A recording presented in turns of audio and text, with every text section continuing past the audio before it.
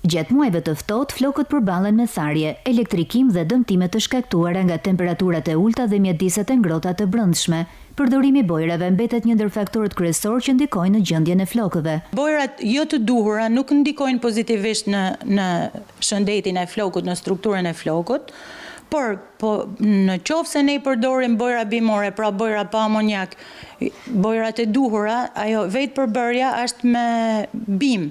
Edhe ajo jo vetëm që nuk prish, po shëron, rregullon strukturën e flokut. Nuk ka arsye se vetë përbërja është bimore. Gjatë stinës së ftohtë, flokët preken më lehtë nga tharja dhe dobësimi. Produkte kimike siç janë bojnat ose diçka tjetër, ne duhet gjithmonë me i shoqënu me produkte të mbrojtëse, duhet me përdor maska, edhe në kushte shtëpie, edhe trajtime në sallon, duhet mu bë maskat një herë në javë.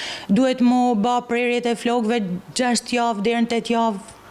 Është e domosdoshme për shëndetin e flokut edhe për shkëlqimin e tij. Parukierja Lida flet për kujdesin që kërkojnë flokët gjatë përdorimit edhe të mjeteve të stilimit. Nuk duhet me përdor shumë ujin e ngrohtë.